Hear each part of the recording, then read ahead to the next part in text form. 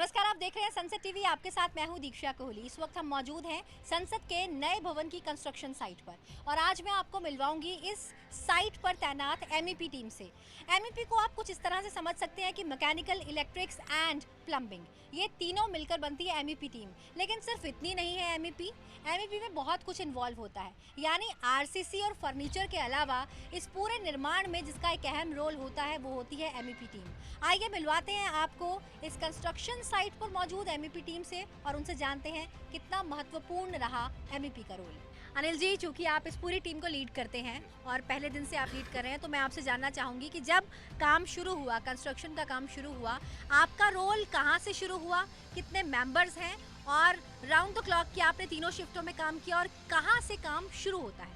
Madam, MEP का काम शुरू हो जाता है जैसे एक्सक्वेशन पूरा हुआ तो अर्थ मैट डालना सबसे पहला इम्पोर्टेंट काम है, वहीं से काम शुरू हो जाता है।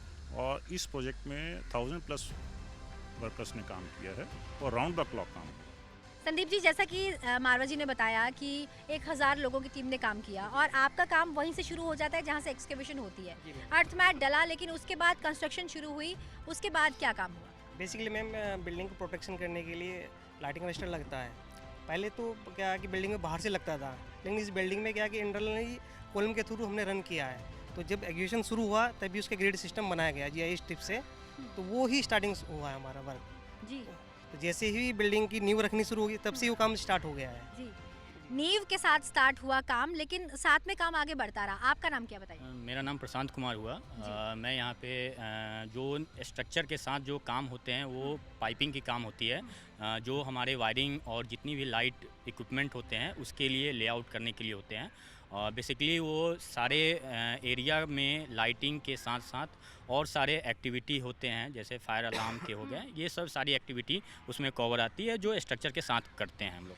कितनी बड़ी चुनौती थी आरसीसी के साथ साथ पाइप्स को इंस्टॉल करना, क्योंकि एक बड़े स्ट्रक्चर पर काम हो रहा था और उसमें आपको साथ साथ एक डेडलाइन के तहत काम करना था। एक्चुअली मैम, चैलेंजिंग तो बहुत थे, बहुत कम टाइम पीरियड के अंदर हम लोग करना था। सबसे बड़ी सेफ्टी कंसर्न भी थे, जिसको देखते हुए हम लोग ने जितनी मैन पावर यहाँ पे काम कर रही थी, अप्रॉक्स 5000 वर्क, जिसमें सिविल एमईपी सब मिला के, तो उसमें बहुत सारे चैलेंजेस थे, लेकिन हम लोग उस टाइम पीरियड में बहुत अच्छी तरह से अचीव किया है, सेफ्टी और क्वालिटी पॉइंट ऑफ व्यू देखते हुए। तो आपका क्या काम रहा है ऐसे? मेरा मेनली कंसर्न काम था वो इलेक्ट्रिकल जितनी भी लाइटिंग है, जितनी भी पावर पॉइंट हैं ये, और जितनी भी आपकी सब स्टेशन है, केबल लेइंग हो गए, ये सारे फाउंडेशन, ये सब जो निर्माण करने को लेकर के था। इलेक्ट्रिक पार्ट पे अगर मैं बात करूँ तो आपका क्या रोल है? मैम, मेरे को फायर फाइटिंग की ड्यूटीज असाइन की गई थी। उसके लिए हमने स्टार्टिंग से लोकसभा से अपने बेसमेंट से हमारा काम स्टार्ट हुआ, जिसमें हमारी एमएस पाइप्स आती हैं फायर फाइटिंग के लिए, उनको ले करना स्टार्ट किया हमने एज पर ड्राइंग्स हमारे। जैसे जैसे बिल्डिंग बढ़ती गई हम अपने यूजीएफ पे आते गए, अपर ग्राउंड फ्लोर इसको बोलते हैं, फिर उसमें काम स्टार्ट हुआ, फिर फर्स्ट फ्लोर, फिर सेकंड फ्लोर पे। उसके बाद फिर हमारे सब होते हैं, हाइड्रेंट्स वगैरह होते हैं, हाइड्रेंट्स डालते हैं, एफएससी कहते हैं, स्प्रिंकलर्स दिए गए इसके अंदर। फिर सारा कंट्रोल हमारा एक पंप हाउस होता है जो हमारा नॉर्थ यूटिलिटी है, उसमें दे रखा है। फिर वहाँ से फर्दर डिस्ट्रीब्यूशन होती है पंप्स के लिए, प्रेशर। क्योंकि आपको देश की आम जनता सुन रही है, आप लोग अपनी कला के माहिर हैं, अपने फील्ड के माहिर हैं, आप लोग जानते हैं सब कुछ कैसे अच्छे से और बेहतर तरीके से किया जाता है, तकनीकी तरीके से कैसे किया जाता है। फायर फाइटिंग को अगर एक आम भाषा में समझने की कोशिश करें और लोगों को बताने की कोशिश करें तो फायर फाइटिंग क्या होती है, उस पर कैसे आपने निगरानी बनाई? मैम, फायर फाइटिंग जैसे कि नाम से पता चल रहा है कि फायर को बुझाने के लिए जो भी प्रोविजंस है वो किए जाते हैं। इसमें हमारे सिस्टम में हमने जो हाइड्रेंट्स होते हैं और स्प्रिंकलर्स होते हैं, जैसे कभी कभार आपके किसी रूम में आग लगी है तो हमारे जो उसमें स्प्रिंकलर्स होते हैं थर्मो सेंसिटिव फ्लूइड होता है, वो जैसे सेंस करते हैं टेम्परेचर, जैसे रेटिंग्स होती है 68 डिग्री, 73 डिग्री, 93, जैसे ही वो टेम्परेचर रीच होगा वो बल्ब फट जाता है, फटने से वो पानी लीक करना स्टार्ट कर देता है। तो इनकेस अगर वहाँ फायर हो तो वो बुझ जाएगी है। बाकी हमने पंप्स दे रखे होते हैं, पूरी बिल्डिंग के पेरिफेरी में हमने एक्सटर्नल हाइड्रेंट्स दे रखे हैं, वो प्रेशराइज कर रखे होंगे। फायर मैन जो भी हमारे ऑपरेटर रहेंगे उसको ऑपरेट करेंगे इनके साथ फायर, और दूर से उसको डिलीवर करेंगे होस के थ्रू। तो ऐसे हम बुझा सकते हैं फायर। अगर मैं क्वालिटी वाइज समझना चाहूँ तो कितना क्वालिटेटिव काम हुआ है और क्या कुछ आपकी जिम्मेदारी रही इस दौरान? जैसे जैसे बिल्डिंग आगे बढ़ी और स्ट्रक्चर ऊपर होता गया, बेसमेंट से ऊपर हम लोग आते गए, ग्राउंड फ्लोर, फर्स्ट फ्लोर, तो हमें टॉयलेट्स मिलते गए, हम लोग काम करते गए, वहाँ पाइपिंग किया, पाइपिंग में फिर टेस्टिंग किया। और ख़ास बात ये रही कि जो हम लोगों ने पाइप यूज़ कर रहे हैं, यहाँ हम एसएस और कॉपर का पाइप यूज़ कर रहे हैं जो जंग रोधक है। उसमें प्रेशराइज पहले से हम लोग करके रखते हैं ताकि कभी कोई लीकेज ना हो। और टाइम बाउंड हमारे पास ये प्रोजेक्ट है, इसलिए हम लोगों ने उतने टाइम कम फ्रेम में टाइलिंग करना है, उसके रनिंग करना है, उसकी कमीशनिंग करनी, तो इतने कम टाइम में हम लोग प्रेशर करके और प्रेशराइज लाइन को चालू करने के लिए जो भी हम लोगों ने उसमें किया पाइपिंग के साथ, उसकी टेस्टिंग करके फिर हैंडओवर कर रहे हैं ताकि अब टाइलिंग लग पाए। जैसा कि आपने बोला कि जो पाइप्स हैं उसमें आपने कॉपर का यूज़ किया, तो क्या सारी पाइप्स कॉपर की हैं ऐसे में? नहीं मैम, गर्म पानी के लिए कॉपर है और ठंडे पानी के लिए एसएस है। जी। और जो हमारा ये तो हो गया वाटर सप्लाई जो पानी पीने के लिए है, और जो हमारा सॉयल या वेस्ट के लिए जो हम बोलते हैं वो सीआई पाइप यूज़ किया गया है। आकाश, आपका इस पूरे निर्माण में एमईपी की ओर से अगर मैं पूछूं तो क्या रोल रहा? मेरा पूरा योगदान HVAC में रहा, हीट वेंटिलेशन एयर कंडीशनिंग में, जिसमें हमने HO इंस्टॉल किए, चिलर्स इंस्टॉल किए एंड हीट पम्प इंस्टॉल किए, देन सारे पंप्स इंस्टॉल किए, condenser primary and secondary, and ceiling suspended units, air handling units और फैन कॉल यूनिट्स, ये सारे इंस्टॉल किए। उन सारे सिस्टम को कमीशन किया सो दैट हम लोग एक्यूरेट अमाउंट ऑफ कोल्डनेस और हॉटनेस दे पाएँ जहाँ पे रिक्वायर्ड है। तो आपका अगर मैं काम पूछूं तो आपका काम इनिशियली कब शुरू हुआ, क्योंकि एकदम कंस्ट्रक्शन के साथ ही क्या आपका काम शुरू हो गया? Ma'am after the first slab हाँ HVAC का काम चालू हो जाता है। उससे पहले डिज़ाइनिंग स्टेज में काम रहता है, you have to prepare all the designs, और उसके बाद में देन डक्टिंग का काम चालू हो जाता है, देन चिल वाटर का काम चालू हो जाता है, इक्विपमेंट इंस्टॉलेशन का काम चालू हो जाता है, उसके अलावा स्मोक एक्सट्रैक्शन के फैंस का काम, फ्रेश एयर के फैंस का काम, वो सारा चलता है।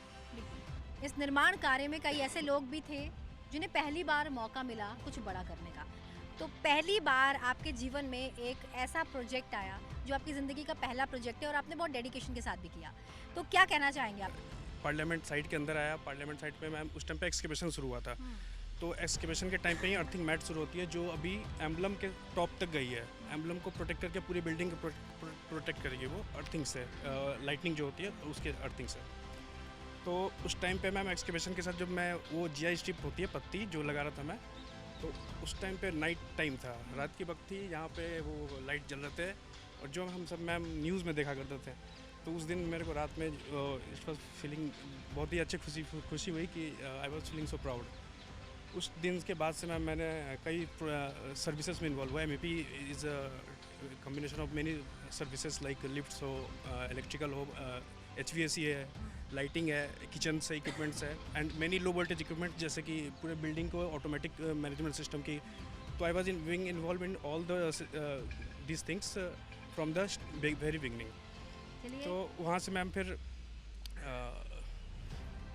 अभी उसके बाद हमने एंड पे मैम लाइटनिंग का किया है जो पूरे बिल्डिंग को एक लाइट करती है। तो ऐसा फ्यूचर में एज्यूम कर रहा हूँ मैम कि यहाँ से कभी भी पास करेंगे तो बिल्डिंग को देखते ही ऐसा फील आएगा कि I was being involve in this prestigious project and I will be so lucky. काफ़ी चैलेंजेस आप लोगों ने फेस किए होंगे, क्या कुछ चैलेंजेस रहे? बिल्कुल मैडम, जैसे कि चैलेंजेस की बात करते हैं हम लोग, तो जैसे आपने शुरू जब किया तो आपने बात किया कि ये जो प्रोजेक्ट है अराउंड 1000 लोग काम कर रहे थे और वो भी 3 शिफ्टों में काम कर रहे थे। तो सबसे बड़ी चैलेंज ये हो जाती है कि 1000 लोगों की जो मैन पावर जो रिसोर्स है सारे डिपार्टमेंट में, इलेक्ट्रिकल की जो स्किल है या मैकेनिकल की जो स्किल है या लो वोल्टेज की, हर बंदे की एक अलग अलग स्किल होती है। तो ये सारी स्किल्स के लोगों को अरेंज करना इतने शिफ्ट में काम करने के लिए ये एक बहुत बड़ा चैलेंज होता है, जिसके लिए हमारी टीम, विद इन टीम और इवन जो टीम अभी यहाँ अवेलेबल नहीं है, प्लानिंग की टीम या हमारे जो सीनियर्स हैं, ये सारे लोगों को अरेंज करना ही एक बहुत ही मुश्किल का काम था, जो कि बाकी प्रोजेक्टों में हम लोगों को बहुत ही आसानी से हो जाता है। क्योंकि किसी भी इस इंडिया में जो भी प्रोजेक्ट चल रहे हैं, आज तक मुझे नहीं लगता है कि 1000 लोगों की MEP की टीम कभी फॉर्म हुई और उन्होंने काम किया। और ये जो प्रोजेक्ट हुआ है जो इतने शॉर्टेस्ट टाइम में हुआ है, मुझे नहीं लगता है कि इंडिया में कोई और ऐसा प्रोजेक्ट इतने ही फास्ट पेस पे बनाया गया है या निर्माण किया गया है। तो क्या होता है, जब ये 1000 लोग काम कर रहे होते हैं तो 1000 लोगों को काम करने के लिए सारे मटेरियल्स उनको अरेंज करने होते हैं। हर पैकेज के हर जो एरियाज़ हैं, इलेक्ट्रिकल है, मैकेनिकल है, जो भी सर्विसेज के लिए रिलेटेड जो भी चीज़ें हैं, इन सारी चीज़ों के लिए बैकग्राउंड में हमें टेक्निकल चीज़ें तैयार करनी होती है, ड्राइंग तैयार करनी होती है ताकि फील्ड पे जा सके, वो टाइमली फील्ड पे पहुँचे। टाइमली वो डाउन द लाइन जो टेक्निकल एग्जीक्यूटर्स हैं उनको मिले, और इन सारे लोगों के लिए टाइमली मटेरियल्स भी मिले। क्योंकि अगर ये नहीं मिलता है, मटेरियल्स नहीं मिल पाती है, या कोई डिसीजंस नहीं मिल पाते हैं, टेक्निकल ब्रीफिंग्स नहीं मिल पाती है, तो इससे बहुत बार हम फेस करते हैं कि टाइम लॉसेस होते रहते हैं। तो इन सारी चीज़ों को मैनेज करना ही एक सबसे बड़ा चैलेंज जो हम लोगों ने रियलाइज़ किया इस प्रोजेक्ट में ये था। बट मैं ऐसा मानता हूँ कि हमारी सारी टीम ने मिल के इसको बहुत हार्ड वर्क करके और स्ट्रांगली हमने इसको हैंडल किया है, जिसका नतीजा है कि बिल्डिंग ऑलमोस्ट बन के तैयार हो गई है। जब भी हम किसी निर्माण साइट पर होते हैं तो एक सबसे बड़ा सवाल होता है कि क्या जो प्रोडक्ट्स का हम इस्तेमाल कर रहे हैं वो क्वालिटेटिव है या नहीं। एमईपी पर क्वालिटी एक बड़ा प्रश्न चिन्ह है। देखिए मैम, क्वालिटी जैसे जैसे निर्माण बढ़ता गया और उसमें उस समय क्वालिटी पर ध्यान देना बहुत ज़रूरी हो गया था, और हम लोगों ने इसमें 3 लेवल पैरामीटर सेट किए थे। हर कोई प्रोडक्ट, कोई सा भी प्रोडक्ट है, कोई सा भी जो भी मतलब कंस्ट्रक्शन चल रहा है, उसको 3 लेवल पे चेक किया जाता था उसको, और उसकी मतलब प्रॉपर डॉक्यूमेंटेशन के साथ में उसको तो तभी पास होता था वो। तो उस तरह से हम लोगों ने क्वालिटी मेंटेन किया हम लोगों ने। तो आप लोगों के साथ कितने लोगों ने काम किया क्वालिटी में? क्वालिटी में सभी से अलग अलग डिपार्टमेंट वाइज है, सब लोगों ने क्वालिटी में मतलब देखा, उसमें कंट्रीब्यूशन किया उसमें, और सभी ने क्वालिटी चेक किया उस चीज़ का। और उसके बाद में फिर थर्ड पार्टी भी हम लोगों ने इसमें अपॉइंट किया, थर्ड पार्टी से भी क्वालिटी चेक हो गई, वो चीज़ आगे बढ़ती गई जिस तरह से। हाँ, तीन पायदान पर आपने इसका क्वालिटी चेक कराया। आशीष जी, आपका क्या काम रहा? मैं यहाँ मैम ALV और सिक्योरिटी सिस्टम्स को इंस्टॉल और उसका मैनेजमेंट करता हूँ जी। यहाँ पे हम लोगों ने ऑलमोस्ट हर तरह की जो ALV सिक्योरिटी रहती है वो इंस्टॉल की हुई है। जैसे अगर हम बात करें तो फायर अलार्म सिस्टम है, एक्सेस कंट्रोल के लिए हमने हर जगह फ्लैप बैरियर और हर दरवाजे पे एक्सेस कंट्रोल सिस्टम लगाया हुआ है। उसके ऊपर IBMS सिस्टम है जिसमें हम एनर्जी मैनेजमेंट के साथ साथ एक जगह बैठ के पूरी बिल्डिंग का HVAC सिस्टम या जो भी इलेक्ट्रिकल सिस्टम है उसका संचालन कर सकते हैं। ये सारी सिस्टम्स को हम लोगों ने यहाँ इंस्टॉल किया है और आज की डेट में उसको चालू करके देश को अर्पण कर रहे हैं। रुपेंद्र जी, अगर मैं इस भवन की बात करूं तो ये आत्मनिर्भर भारत का तो एक उदाहरण है ही, लेकिन साथ ही डिजिटल इंडिया की भी एक मिसाल पेश करता है। यानी कि यहाँ पर सब कुछ डिजिटाइज्ड होगा, ऑटोमेटेड होगा और साथ ही मल्टीमीडिया से भी लैस होगा। अगर मैं नेटवर्किंग की बात करूं, मल्टीमीडिया की बात करूं, डिजिटाइजेशन की बात करूं, तो कैसे देखते हैं आप इस भवन को? देखिए, ELV से रिलेटेड सुविधाओं की जब मैं बात करता हूं तो ये नई बिल्डिंग जो है ये एक इंजीनियरिंग मार्वल से कम नहीं है। जो हमारा पुराना पार्लियामेंट कॉम्प्लेक्स है वो एक 1 Gbps के नेट पे चल रहा है इस वक्त, जो कि यूजुअली सारे कॉरपोरेट लेवल पे भी 1 Gbps की लाइन ही यूज़ की जाती है, जबकि हमने इस भवन को अगले 50-100 साल को ध्यान में रखते हुए 10 Gbps की लाइन, जो कि किसी भी मल्टीमीडिया कंटेंट के लिए कैपेबल है, तो उसके हिसाब से डिज़ाइन किया गया है। इसके साथ ही मैं आपसे एक जानकारी लेना चाहूँगी, ये जो भवन है ये पूरी तरह से पेपरलेस भी होगा, ऐसा कहा जाता है, तो उसके लिए आपने क्या प्रावधान किया? इसमें जो मल्टीमीडिया यूनिट का प्रावधान किया गया है, जो कि अब सभी सांसदगण के सामने एक मल्टीमीडिया यूनिट होगी, जो अब क्या होगा कि पेपर ले नहीं होगा, जो उसकी जगह एक मल्टीमीडिया यूनिट पे वो अपलोड होगा, जिससे कि हम गर्व के साथ कह सकते हैं कि हमारी संसद एक पेपरलेस संसद होगी। मल्टीमीडिया के पॉइंट ऑफ व्यू से आपने जानना चाहूँ तो MEP का कितना बड़ा रोल है इस पूरे भवन को डिजिटल भवन बनाने में? इसमें MEP का बहुत बड़ा रोल है, क्योंकि मेन जो एक बिल्डिंग बन रहा है तो मेन LS चैम्बर और अपना राज्यसभा चैम्बर दोनों ही है, और दोनों में जो मल्टीमीडिया यूनिट है वो मेन इफेक्ट है उसका मैम। और मल्टीमीडिया जो ऐसा कि सर ने बताया कि वो पेपरलेस है, और उसमें कोई भी एजेंडा रहेगा, अब किसी को पेपर लाने की ज़रूरत नहीं है, तो वो पेपरलेस हम यूज़ कर सकते हैं उसको। जी आशीष, जैसा कि हम मल्टीमीडिया की बात कर रहे हैं, ऑडियो विजुअल सेटअप की बात कर रहे हैं, तो अभी तक ये प्रावधान है कि आप भारतीय 18 भाषाओं में आप इंटरप्रिटेशन की सुविधा अभी तक ले सकते हैं। ऐसा अभी तक हम प्रावधान देख पा रहे हैं जिसे आप आगे बढ़ाने वाले हैं। तो ऐसे के लिए आपने क्या सेटअप किया है, क्या सुविधाएं यहाँ मुहैया कराई? जो मैम हमारा ये मल्टीमीडिया यूनिट है ये 32 लैंग्वेज को सपोर्ट करता है। इसमें हमारी 18 जो लैंग्वेज रहेंगी वो इंडियन रहेंगी और अदर कंट्रीज की रहेंगी। तो इसके लिए हमारे जो इंटरप्रीटर्स बैठेंगे वो पूरा सपोर्ट करेंगे, जैसे हम इधर जो बोल रहे हैं वो इंटरप्रीटर चेंज करते रहेंगे, तो इसमें ये इतना सपोर्ट करता है मैम। नंदन जी, सिक्योरिटी मैटर्स पर आपने काफ़ी काम किया है ऐसे में, तो इस सिक्योरिटी कंसर्न्स को ध्यान में रखते हुए MEP की ओर से आपका क्या योगदान रहा? जी, इस बिल्डिंग के अंदर हम देखते हैं तो इसके अंदर लाइफ सिक्योरिटी बहुत इंपॉर्टेंट है, तो उसके लिए हमने जो फायर अलार्म सिस्टम लगाया है, सबसे एडवांस एक फायर अलार्म सिस्टम है जिसके अंदर स्मोक और हीट जैसे ही उसमें डिटेक्ट होती है तो पूरे बिल्डिंग में अलार्म देता है ताकि लोग सुरक्षित बाहर निकल सकें। उसके अलावा इस बिल्डिंग के अंदर हमने एक्सेस कंट्रोल सिस्टम दिया है। एक्सेस कंट्रोल से जो भी अनऑथराइज्ड कोई लोग है वो इस बिल्डिंग में एंटर ना कर पाए, उसका पूरा प्रावधान रखा गया है। साथ ही साथ जो बिल्डिंग का मेन गेट है वहाँ पर भी हमने एक्सेस कंट्रोल के गैजेट्स लगाए हैं जो कि रोड किलर और टायर ब्लॉकर उनको बोलते हैं, तो उनके लिए उनकी जब भी कोई गाड़ी या कुछ अगर बाय फोर्स एंट्री करना चाहे तो उसको रोकने के लिए सारे प्रावधान इस बिल्डिंग में हमने दिए। जी, लाइटिंग की अब मैं बात करूंगी। इस भवन की जो लाइटिंग है उस पर काफ़ी काम किया गया है। कुछ सेंसर्स लगाए गए हैं और ऐसा भी प्रावधान रखा गया है कि हम पावर को बचाएंगे, यानी पावर की बचत करेंगे। तो ऐसे में लाइटिंग की ओर से क्या कुछ बड़े काम किए गए हैं? यहाँ पर जितने भी हमने लाइटें यूज़ करी है एलईडी लाइट्स यूज़ की है। इनसे जो सेंसर होंगे मेरे काम करेंगे एंड जो लाइटिंग होगी उसको डिम कर देंगे। ये सब एक कंट्रोल के सिस्टम के थ्रू होगा and in case of night में उसकी लाइटिंग बढ़ जाएगी। इस तरह में क्या बोलते हैं यहाँ पर एनर्जी सेविंग होगी for lighting point of view से। एंड यहाँ पर IP68 बस डक्ट यूज करिए जो को कॉम्पैक्ट है, जो कि यहाँ कहीं भी इंडिया में अभी तक यूज़ नहीं हुई है। जो cable in place of cable we have used IP68 bus duct जो कि एक एनर्जी एफिशिएंट भी है एंड कॉस्ट वाइज भी कम है। शरद जी, अगर मैं लिफ्ट्स की बात करूं, इस पूरी जो इमारत है इसमें लिफ्ट्स पर भी काफ़ी फैसिलिटेटेड काम किया गया है। क्या कुछ सुविधाएं इसमें लैस कराई गई हैं?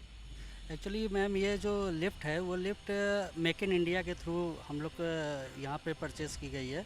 हम लोग ने पूरा ध्यान रखा गया है कि हम लोग स्वदेशी चीज़ों को अपना के ये लिफ्ट को यूज करेंगे। और ऊपर से ये लिफ्ट MRL है, मशीन रूम लेस है। इसमें सुविधाएं के साथ में और इसमें एक ऐसा जो उसकी कार बनाई गई है जो इसमें स्क्रैचेबल है कि वो नॉन स्क्रैचेबल है, उसके ऊपर हाथ भी मारेंगे तो आपको स्क्रैच नहीं लगेगी वो। तो ये सब टेक्नोलॉजी का यूज़ करके जितनी भी एडवांस टेक्नोलॉजी है उसके थ्रू ये लिफ्टों का निर्माण किया गया है। प्रदीप जी, क्योंकि आप मैकेनिकल टीम से आते हैं, मैकेनिकल टीम ने काफ़ी चैलेंजेस फेस किए, साथ ही मैं उन चैलेंजेस को जानना चाहूँगी। और अगर हम हेरिटेज बिल्डिंग को इस न्यू बिल्डिंग के साथ कंपेयर करें तो किस तरह से भिन्न पाते हैं आप? बेसिकली हेरिटेज बिल्डिंग और जो है और जो हमारा न्यू बिल्डिंग है, हेरिटेज बिल्डिंग में कुछ सत्र में रखना था, उसको बिजली पानी ये सब सुविधा देने के जो मशीनें हैं वो पूरा न्यू बिल्डिंग के कैंपस में था। तो हेरिटेज बिल्डिंग को सुविधा देते हुए हमको नए बिल्डिंग में वो सुविधाएं पहले तैयार की ताकि हेरिटेज बिल्डिंग की सुविधाएं चलती रहें। तो वो जो इंटीग्रेशन है सीमलेस, ताकि हेरिटेज बिल्डिंग की कोई भी सुविधा बिजली और AC वो सब चलता रहे और हम नए बिल्डिंग में भी अपना AC और बिजली की व्यवस्था करें। मतलब हम इसे इस तरीके से समझ पा रहे हैं कि जहां आप कंस्ट्रक्शन कर रहे थे जिस साइट पे, वहां पर जो हेरिटेज बिल्डिंग है वहां पर जो सुविधाएं मुहैया कराई गई हैं वो दरअसल यहीं से सप्लाई की जा रही थी, लेकिन कहीं ना कहीं आपको उसे भी सीमलेस चलने देना था।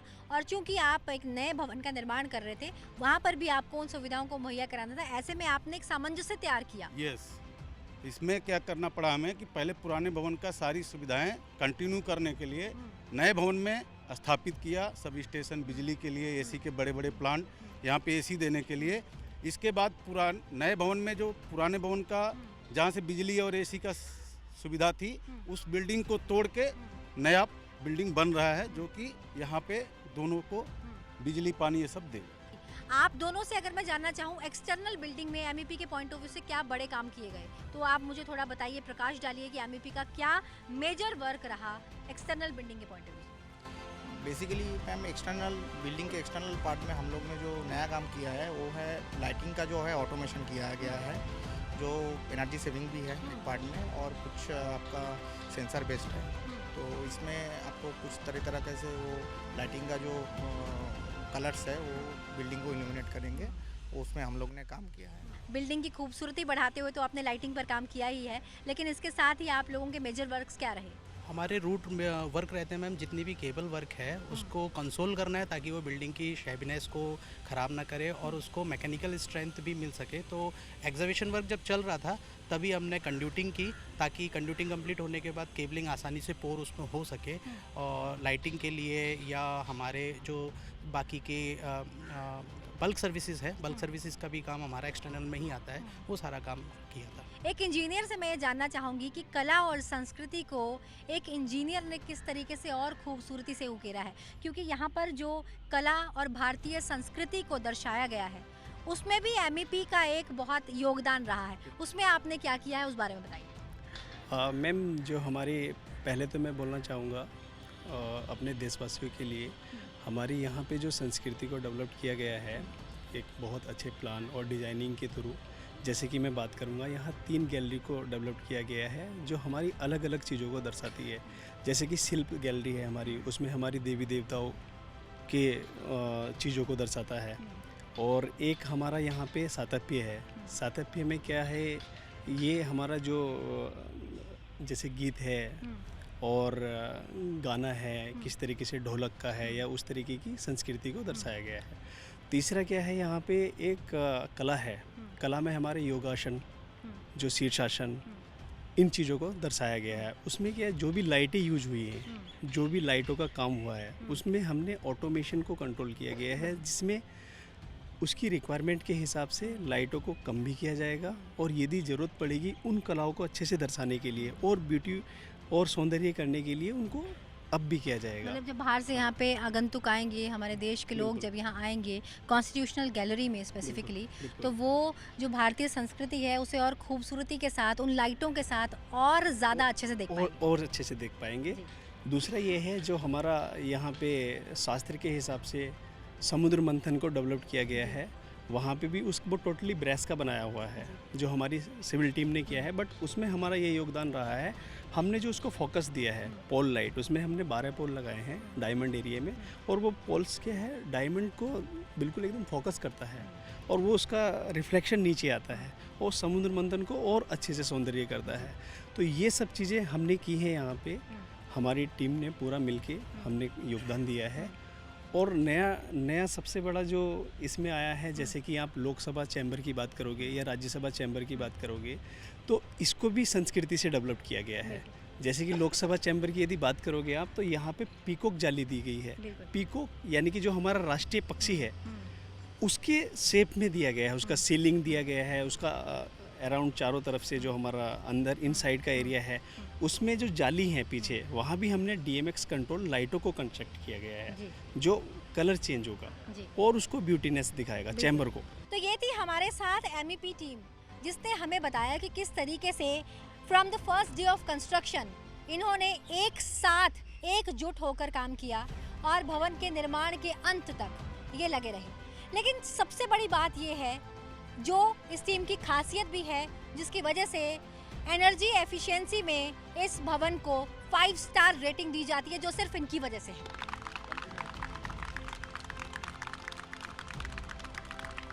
जो इस टीम की एक्साइटमेंट को और बढ़ाती है और इनकी कार्यकुशलता को भी दर्शाती है। बहुत बहुत धन्यवाद। इसी के साथ आप सभी के कार्य को सलाम करते हैं, नमन करते हैं आपके जज्बे को कि आपने 24 घंटे लगातार यहाँ पर काम किया और आज ये सपना, पूरे देश का सपना साकार हो गया।